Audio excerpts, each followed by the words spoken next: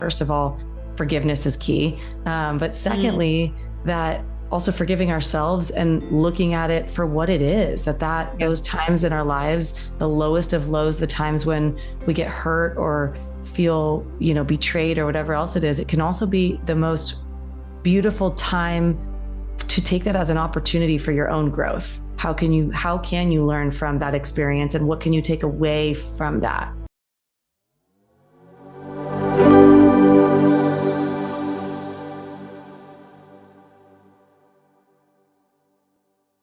Hello, everybody. Welcome back to season 3 with Thrive with Sharon podcast. I am your host, Sharon Land, and I can't believe we're on season 3. This is so exciting and well over a year underway. And we've just been attracting such incredible guests to come and talk on this podcast and join our community. And the beautiful thing is that everybody who's come to actually be a guest on the podcast has really become part of the community. It's really, really nice. And it just continues to expand, and our reach is expanding. And it's because of listeners like you and our people who like what we have to say and engage and comment and share. And part of my mission is to really bring many, many different ways that we can be well in front of you, so you can pick and choose how it is that you want to show up in this world and be well. So I have today Jaime McFaden, who I've just fallen in love with in so many different ways. I was on Jaime's podcast, I don't know, about 2 months ago or so, and we just became fast friends. We have so much in common. But the thing that attracted me about Jaime is her passion for self-care, and the fact that she had just published a book. So real quickly, I want to just do a quick little introduction of Jaime, and then toss the mic on over to her so she can start sharing some of her wisdom. So Jaime is a self-care specialist, and she's also the best-selling author of Waves of Self-Care. It Takes a Village, and it's an absolute great book. I was so excited to receive it, and it's beautiful. It's absolutely beautiful. And on the cover, there's a picture of her in the ocean in California, I'm guessing, and her beautiful daughter with her. And there's such a kindred thing to me with regard to that. And we'll get into that in a little bit. And she's also a podcast host of Self-Care Secrets, and is on a mission to support busy moms on their journey towards better self-care. And after years of people pleasing and battling insomnia, depression, and many other things, Jaime turned to fitness. She dove deep into the waters of health and well-being and discovered a major need for simple self-care solutions for busy moms in the world. And that's a key thing too, because everything gets to actually become global. We live in a global lens, and I think that's so important to speak into. And she also has worked alongside Jillian Michaels for the past 10 years. And Jillian Michaels is from the hit TV show, The Biggest Loser, and is currently working on creating a community of self-care experts to be the change that we wish to see in the world. So Jaime, welcome to the show. Welcome to Thank this you. conversation. Thank you very much. Wow, what a powerful introduction. It is no surprise that we can thrive here with Sharon. Soul sisters. I love it. Oh man. Yeah. Well, I so appreciate the fact that you have taken this on, the self-care subject, and making it so actionable. I'm curious what brought you into bringing that to the forefront of all Thank of the other you. great things that you offer to the world. Well, thank you so much. So, self-care, first of all, gets misinterpreted every day of Mhm. life. I see it and I hear it all the time. Self-care is literally taking action to preserve or enhance someone's well-being. So that is much deeper than what we see on the surface. And so many of us are taught and conditioned to believe that self-care is just the bubble baths, the getting our nails done, the me time, which, don't get me wrong, on a surface level, I love all that stuff just like the next. However, you could have the shredded abs, you could have your nails done, you could have your hair done, you could drive a fancy car, but you could still feel like crap, and you could still be really unwell inside. And so to me, I got into this specific realm and really dove into self-care because I was working in a place where I was working around the highest paid celebrities. I was working around people who had it all. And I noticed in that setting, it took me years to get to that place. And in that setting, I just remember Sharon thinking, how are they not happy? Why are they still taking all these medications? Why is, and I thought to myself, something's not clicking here. And we need to kind of call the bluff on it. And I'm totally fine to be that person because rewind back to when I was a child, to my earliest memories, I grew up in a family full of love, but also full of codependency. My dad was an addict. We had, behind closed doors, there was a lot of stuff going on that we had to hide from the world. And Oh, so there wasn't really self care, right? Like no one was actually leading by example in my house. And so through the years of my own depression, anxiety, insomnia, all the things till, I was in a hospital when I was 12 years old mm, for unfortunately taking a bottle of pills that I just felt like I couldn't be here any longer. And I don't say that lightly at all. That was the yeah. scariest moment of my life. And I only, in just recent years, have felt comfortable even talking about it.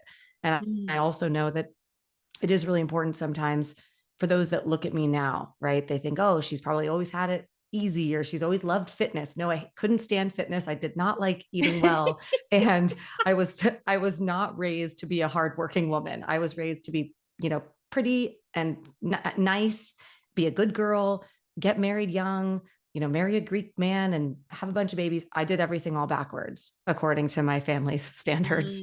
And I mm. love them. And at the same time, they've come to me now saying, you really have taught us something that we never realized. Even my 91-year-old grandmother, who says to me, Jamie, you've made me realize so many things about taking good care of myself.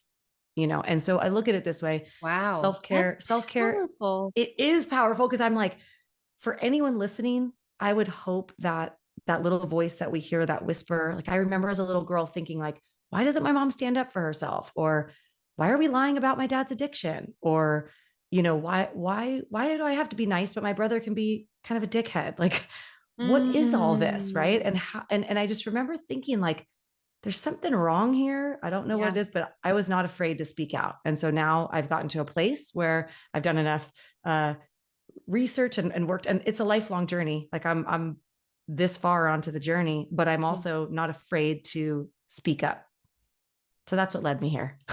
Oh my gosh, that is so incredible. And it, just so many talking points, even from what you shared, right? So, um, the thing that hit me though, one of the things that you said just took me back to a time when I was a professional trainer and I was a professional equestrian. And so I Mm, was in charge of horses and kids. And so you had everything was heightened, everything was magnified, right? And so and then of course, we have the social thing going on. And so the kids are there and there's the favorite horses and there's the parents who want the kids to have the favorite horses. And everybody is like coming at me. I walk through and like a flock of people all just kind of come towards me like, "Arr," right? And there was this really cute young girl and her essence kind of reminds me a little bit of you.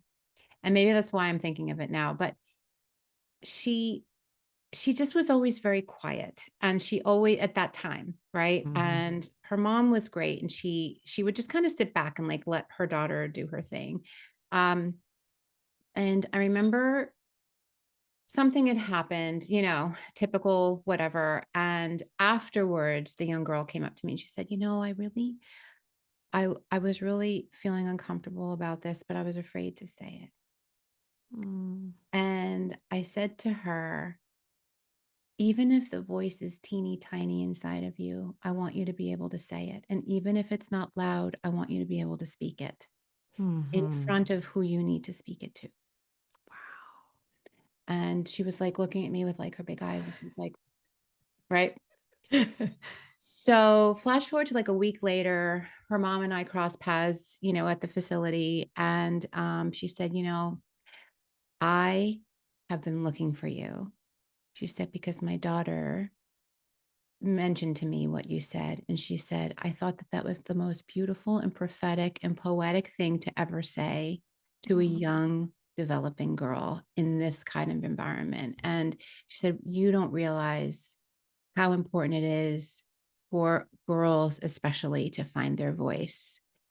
So for you now to talk about your timeline of like people pleaser, that means you don't have your own voice, right? Mm-hmm. Um, Empath, that means you don't have your own voice. Mm-hmm. Living and keeping secrets of the family, that means you can't really show up and be authentic, right? Right. And so the work that you've had to do to get to the point now where you're okay to speak what is inside, whether or not it even makes sense to you, right? Is so, and I'm not saying it doesn't make sense to you, but I'm No, just no. saying, Yeah. like, it Sometimes. doesn't Yeah. always make sense. Yeah. It doesn't always make sense, right? Especially if we look at like where everything is all plugged in, right? In Uh-huh. our lives. So that must have taken so much um presence and effort and work on your part. Soul work. Definitely. Right. I would say soul work, 100% deep, and still to this day, deep soul work. I just feel like when I woke up in a hospital when it was either 11 or 12. It's funny because I can't quite remember at which age, but when I woke up that morning in the hospital, Mm, and I remember in that very moment feeling like I will never be in this kind of place again, because I will do any and everything in my power to make sure that I take care of myself. And that was like the first start of mm, it. Right. And so it was little by little where, maybe I started eating a little bit healthier, but I was mm, still eating ice cream and whatever, I was still, maybe I started walking for a little bit of exercise. But then life would happen in waves. And that's where I got my whole book title from, because I would get myself, like, by the time I was 15, I was Miss Junior California. I was thriving. I was, volunteering and working with young children. I was working at a convalescent home on this. I was doing these things that felt so good. It was feeding my mhm, soul. I had a voice. I was sharing. I was giving, and it felt really great. mhm. And then when I was 18, my dad unexpectedly had a stroke and died. And Wow. at that time, he was the one person in my life that really kind of supported, motivated, and kind of pushed me actually to have my voice. That no matter what anyone else said, he was the one person that would say, if you have this crazy wild dream, go do it. If something's not right, say it. He was that person for me. And Mm, so when he died, it was like a part of me died. And then I mm, kind of like, I almost went back down, but then I mm. remember it was like I only went back down just a little bit, and Yeah. then I was able to say, like, my threshold had changed. It wasn't like falling all the way to the pit of despair, because Mm. at this point, then I had learned the true value of this time here on earth. Like, I felt deeply that I have a mission, I have a purpose, there is a reason for me to be here. And so there wasn't a way to go back down. And so with that, it was a constant learning of how to evolve and grow, but how to also lead without being pushy, or how to guide someone or coach someone while I'm still learning with them, and And be building this okay with that. community. And Yeah. being okay with that, because that's, in my schema of work. So I coach, I mentor, and I also Mm-hmm. provide, like lots of deep transmutational work, right? And there are people who really feel like, well, I have to be perfect, or I have to be far ahead of wherever it is, Yeah. that I whatever the benchmark is in their head, Right. um, Right. in order for me to be able to help somebody else. Right. And so I can only imagine, or let me just ask you, what was the head talk for you when you started to work with people? Right. I always love to It hear was like very, what's it was going on. very, yeah, it was really interesting. So I started, okay, so I think I was 21-ish, and I put myself through an intense physical exercise kind of routine to get myself to do one of those fitness contests, which is actually where I met Samantha Joy. We were Oh my backstage wearing gosh. basically dental floss with the crazy spray tan, about to go on stage. And so that was, for me, I put myself through that to see if I could do it. It had Yeah. nothing to do at that point with me training anyone else. And then the craziest thing about the whole thing, I didn't win, whatever else. I got so many phone calls afterwards from people that reached out saying, I want to hire you. I want to hire you. And I was like, oh, wow. Mm-hmm. Okay, well, now I got to get my personal training certification, and then I'm going to get my, corrective exercise. And then I Yeah. got on a roll. And so for me, I had a dialogue where I was nervous because I was young, right? I was like, okay, if Right. I'm 21, like, how can I really guide someone else if I haven't lived it or if I haven't experienced that? But then if I were to just close my eyes for a moment and breathe, I personally don't believe that this is the first time my soul has existed. So as crazy as Yes, that may yes. sound, I'm No, like, it doesn't to me.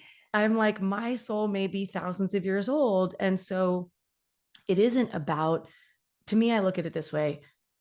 My message in life is learning to have two things: one, kindness, and the other one is discipline. And I really believe that for anyone listening right now, if you can cultivate a massive amount of kindness for yourself internally, because I think we're all really hard on ourselves and put ourselves down and, shame and shit all over ourselves all the time.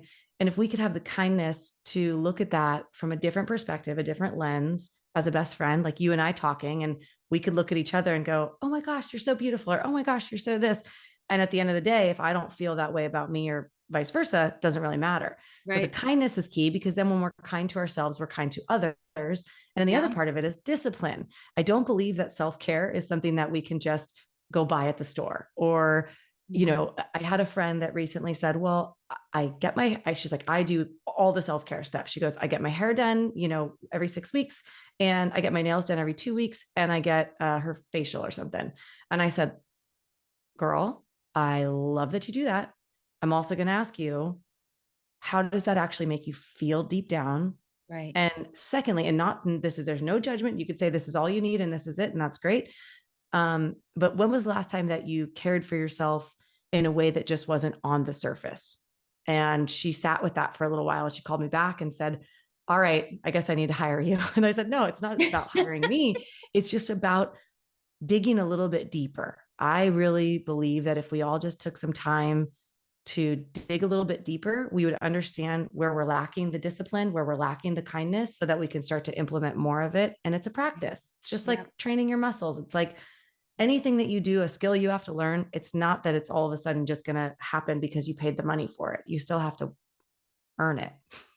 Yeah. And I also think, speaking into that, I love what you said, but I also think, speaking into that, um, many of us, part of our coming into selfhood, which is part of self-care, right, Mm-hmm. is to get rid of the transactional mentality, right? So 100%. I want to feel better, so I'm going to go do this thing, and then it's Mm-hmm. going to make me feel better. It's going to fix this thing. Yes. Um, and so that's very transactional, right? I'm Mm-hmm. going to invest this because I want something in return. Right. So discipline, though, says Mm-hmm. I'm going to do this thing because I know at some point, Right. unidentifiable time, Right. Yeah. that there's a positive consequence to that.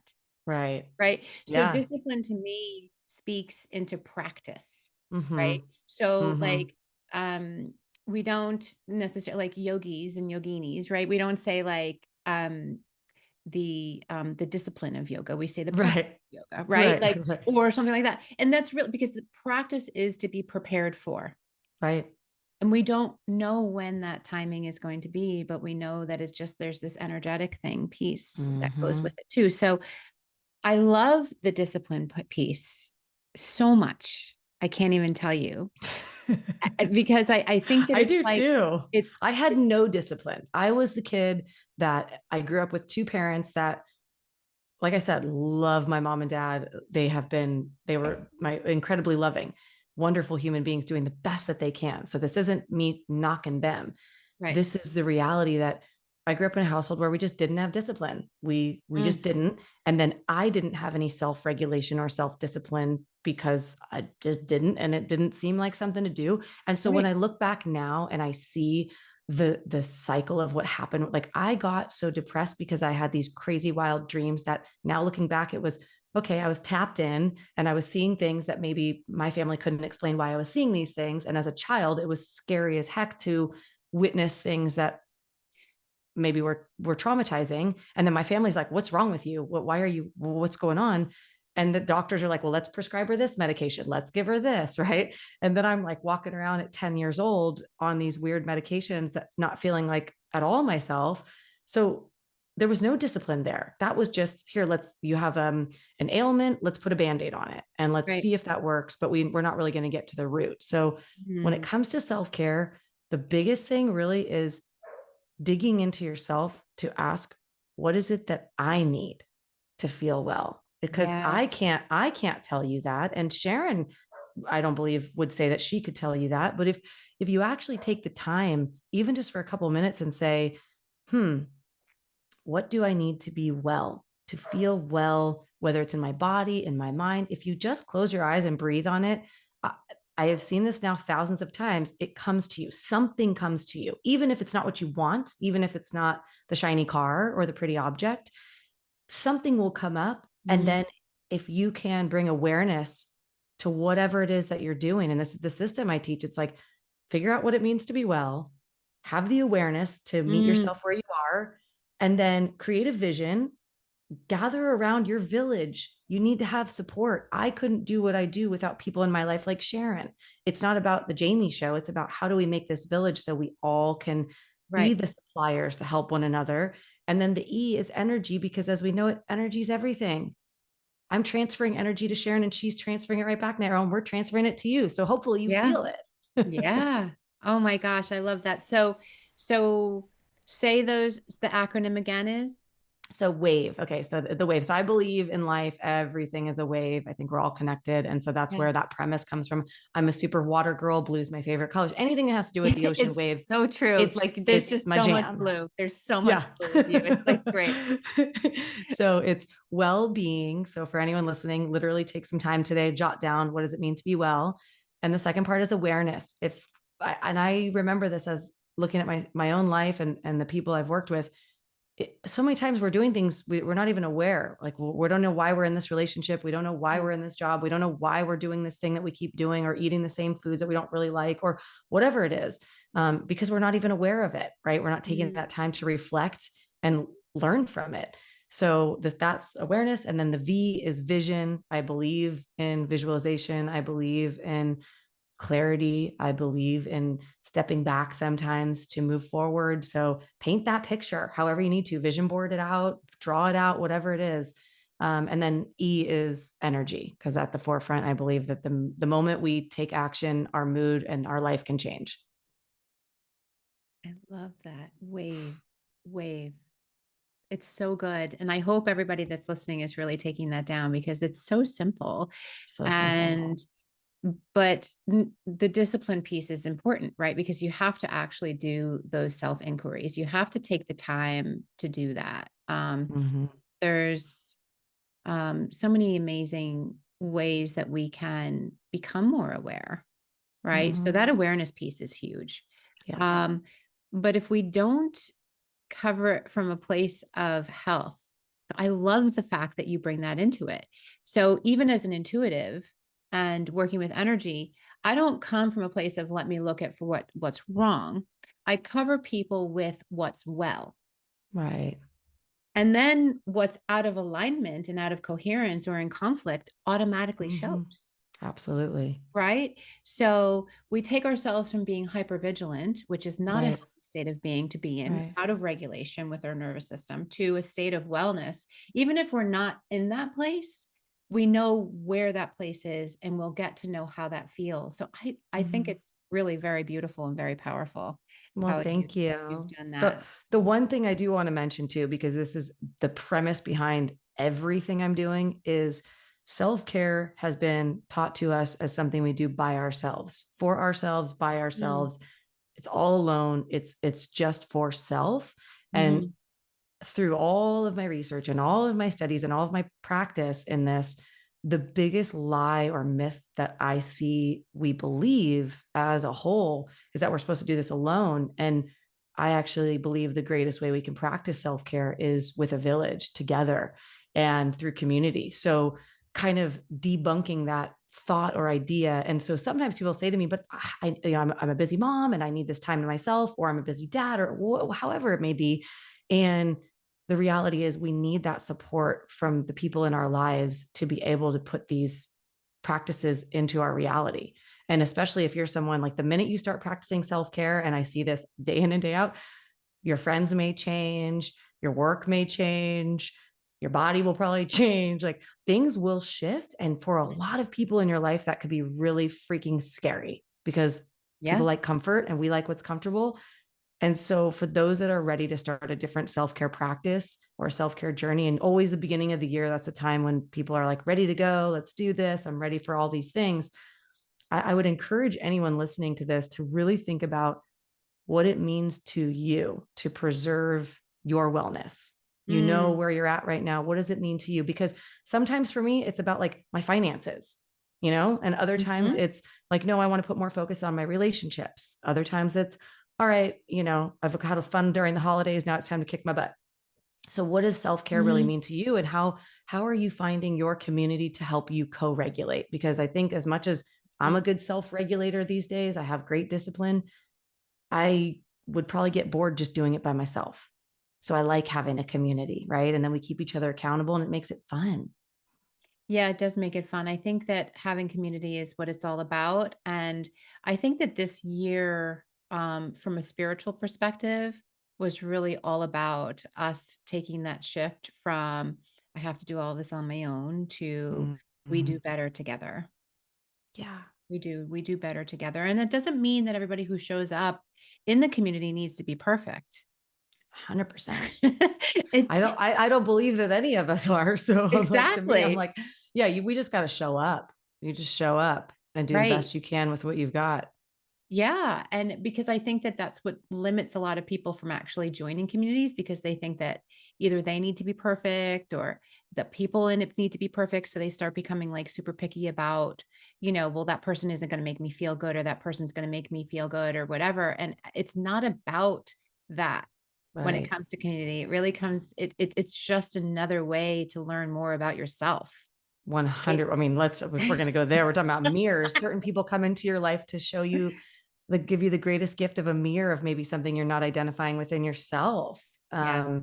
your own fears, your own anxieties, and all that stuff. So, some of the most painful relationships I've ever had, some of the most painful times in my life, I can honestly look back on all those times right this very moment and say, first of all, forgiveness is key. But Mm, secondly, that also forgiving ourselves and looking at it for what it is, that yeah. those times in our lives, the lowest of lows, the times when we get hurt or feel, betrayed or whatever else it is, it can also be the most beautiful time to take that as an opportunity for your own growth. How can you learn from that experience and what can you take away from that?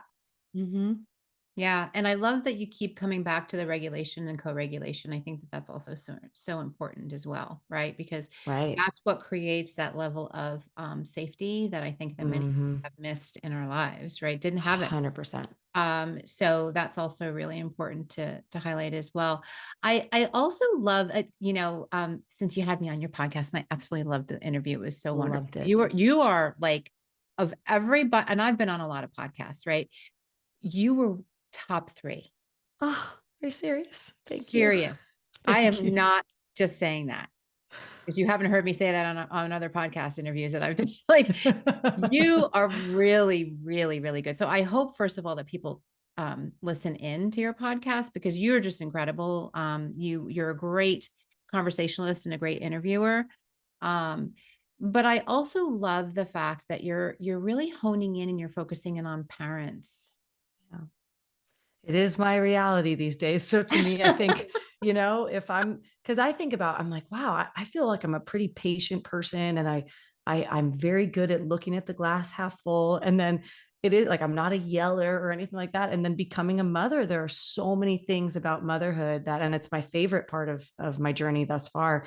And there are Mm, so many parts of motherhood that are so challenging. And I felt very isolated at certain points. So I thought to myself, I don't know why more people aren't talking about this because mm, I do believe as parents, all parents, I believe, want to lead by example and mm, be the best version of themselves to show up for their kids and to be healthy and be well. I always see a big trend in like new moms want to, okay, I'm going to get fit now. I'm going to be healthy Yeah. now, which is great. Yep. At the same time, I believe that there's ways that we can have more and more resources for the busy parents of the world, because I do feel like there is this isolating bubble that we get put in, especially when our kids are young, at least that I know of, because that's my life.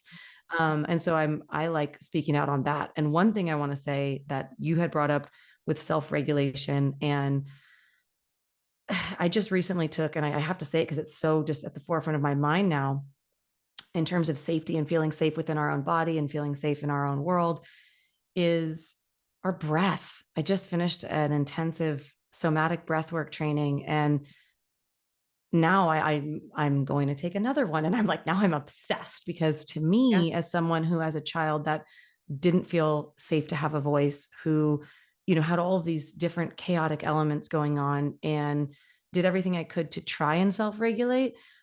Now, fast forward all these years later and doing some somatic breath work, meaning getting in touch with my own body on a much deeper level, where I've held traumas from things have come up for me that I'm like, I didn't even remember that happened. Yep. Okay, well, here we go. Yeah. Something else to process. Yeah. But I think if we could remember that a lot of the things about self-care, we tend to overcomplicate.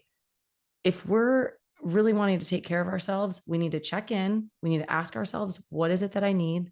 We need to listen to ourselves. We need to forgive ourselves for whatever crap we're putting ourselves through, and start to seek out our village. And truly, something as simple as your breath, moving your body, drinking the extra glass of water, Mhm. getting out some sunlight, actually doing something that you enjoy doing it just because you enjoy doing it, even if it's Yeah. not something that someone else in your family likes or whatever it is, but making time. Because I just was sitting in the hospital with a dear friend of mine the other day, who unfortunately is on her deathbed. And I was not expecting this. We're both in our 30s, and it's very shocking. However, she looked at me and said, and I feel like I have to say this because I think we all, myself included, could use this reminder at these times. We get so busy, we get so wrapped up in all these different things in our life.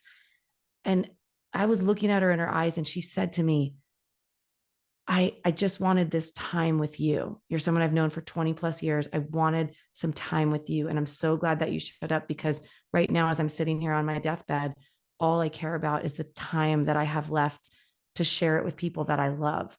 And we've sometimes, I think, myself included, like I said, we forget that. And Mhm. so Mhm. for you today to think about, how can you better take care of yourself? Because the better we take care of ourselves, the more we can show up for everyone else.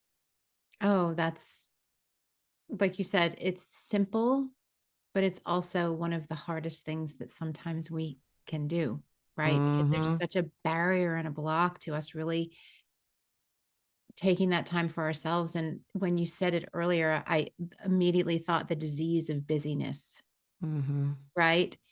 We become busy because we think we thrive on distractions. Mm-hmm.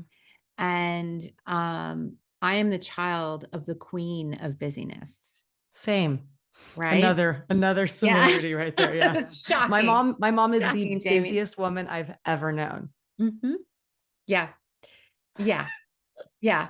And so, you know, I'm not going to air my mother's dirty laundry out here, but there are moments where I mean, I as a child know that that's part of the thing that I rail against, because I don't want to be that.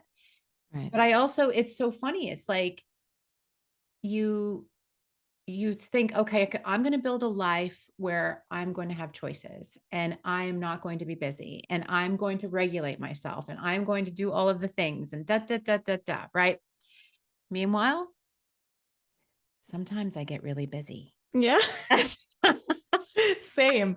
And I laugh too. I'm like, all right, I am her daughter. Yes. Like, and sometimes it just happens, but that's also why. So I believe in a daily quick check in for anyone that's listening, like just a quick check in the morning or in the evening or whenever it works for you. Take 5 minutes and literally think about, how am I feeling today? What's my priority today? Am I living true to what I believe in? Is there something I can take off my plate so that I could maybe have 5 minutes or whatever it is? And when it comes to self-care, we all need it, to not just thrive, but to literally survive. So if we Mhm. can look at it Yeah. more of a lens that it's not a luxury item, it's Yeah. not something that's out of sight or something that you're not worth. It's literally preserving your physical, mental, emotional, spiritual, social, and financial body on this earth so that Mhm. you can literally thrive. So we're here Right. thriving with Sharon. And quite frankly, if we could change the dialogue in our brain of this is not selfish, this is not Yes. taking away from others. We take away more from others when we aren't taking care of ourselves. Like I remember seeing my dad really sick. Like, it's like there are so many instances in life where I see Mhm. the ones that aren't practicing self-care as much as they may want to. They they are usually the energy vampires of the room because they're really not. So think of that in it's a lifelong journey. It is a non-negotiable, like make it a non-negotiable, whether it starts small, 5 minutes a day. Maybe 5 minutes a day, you just go for a quick walk around the block. Maybe 5 minutes a day, you write down how you're feeling. Maybe 5 minutes a day, you call a friend that always puts you in a good mood. Like doing things to make yourself feel your most powerful, authentic self. Start small and then build upon it. Yeah. Small, easy to achieve steps and stick it on the calendar. Mm-hmm. Put it in your phone, on your calendar, stick it on the calendar if you use a paper calendar, but it's about creating the date to the action. That's super important. Yeah. It's not even about accomplishing the action. I also Mm-hmm. Right. too, Right. because I think that, especially for me who I work with, there are so many layers to being able to give that are barriers to give yourself what you need, Mm-hmm. right? So Absolutely. it's not even about achieving the thing. So Right. if it's walking 3 times a week and you put it on the calendar 3 times, and every time you go to walk, you hit this thing, right? Whether it's like Mm-hmm. anxiety, a fear, a paranoia, Right. whatever it is, then you've achieved your goal of becoming that much better because you have that much more awareness, Yes. right? Yes. So it's not about always that achieving the goal. It's Mm-hmm. about creating the actionable step and the day and the time that you want to get it done so that you can continue to know more about yourself so you can give yourself what you need. Right. I love that so much. And it reminds me of, once again, going back to the wave. If Yeah. anyone that's listening right now has ever jumped in the ocean, wherever, you recognize very quickly how small we are as one being, right? Like Yeah. and the waves are always changing, just like life. It's sometimes, whether you surf or not, sometimes you can get up and you catch a wave, or sometimes you're swimming and it's really mellow and nice and Mhm. salty and it picks you up. And then other times when you least expect it, a massive wave could come in and, you get thrown around. And I think when we recognize that it's not about changing what's around us, because that's always going to potentially be triggering chaotic, all the things that are out of our hands. But if we could learn little tools and strategies of how can I better love myself Yeah. right now and right here so that I can Mhm. show up as myself. I want to start. I mean, I'm working on that with my daughter right now, who's 5, and she's I mean, I'm like, she's probably 5,000, but she is, today I felt a little stressed out for something earlier. And she goes, Mommy, pineapple. And in our house, we have like our safe word is pineapple. So when anyone's feeling flustered or if she's feeling like temper tantrumy, we say pineapple and everybody takes a big, deep couple breaths. And it usually ends up in a bout of laughter. Right. And those are simple. Like I really want to do my best in the field I'm in to make it so like 100% yes that we'll just do it, right? Like I want families to Yes. understand, like you don't need to spend a crazy amount of money for it. You don't need to change everything in your life. You don't need to stop eating these foods. Like you don't need to, it doesn't need to be like that. Just start with a couple little things and see how it feels and then start to work from there. Yeah. And go on that journey of just that of self-care, that self-care, self-discovery, giving yourself what you need. That is just one of the most powerful things you could ever do for yourself. Jamie, this conversation has gone by so fast. I hope everybody gets your book. I'm going to add the link for the book in our show notes. And it's, again, Waves of Self-Care. It Takes a Village, a guide to enhance well-being one step at a time. You are such a gift to this world. You Thank really you. are. You And so really, are you. And so are you listening right now. Remember that too. and everybody Thank here you. who's listening is a gift to this world. And the greatest hope that I think both of us share in is that whatever we can do to show more of ourselves to the world is our greatest gift.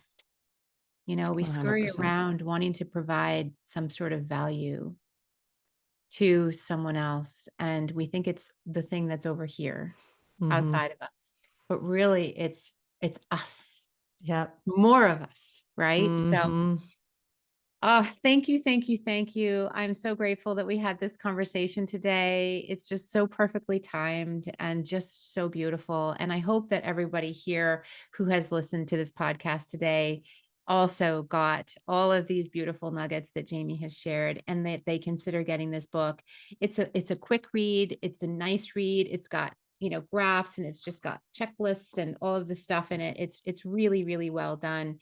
And just the fact that your daughter is on the cover with you, and the fact that you're really including her in this whole journey, is so powerful to me, because that was something that, in my big pivot point in my life, I went from, chasing the corporate ladder and being at the top of the corporate ladder, to saying, no, I want to do something that I can have my children with me. And they became part of the community, and we grew a family together. And so we lived what it is, the benefits of what it is that you speak of. And so that's why it's just so near and dear to my heart. Like, I feel it in my heart, what you're sharing, because it really is true. It really, really is true. It saves lives. I'm not exaggerating. It saves lives to be in community with one another. It really does. 100%. Especially now more than ever, it's really important to be considering these things. So everybody who has taken the time to listen today, thank you so much. Please make sure that you leave us a comment. If this is the first time that you've come to the podcast, please make sure that you subscribe and you like and you write a review. And also sign up for my newsletter. I'm writing the link down on the bottom for you to come and join the community and receive my every once in a while, very prophetic, sometimes not, sometimes awkward moments that I share in my newsletter. And so I want to thank everybody for being here. And until the next time, peace and love.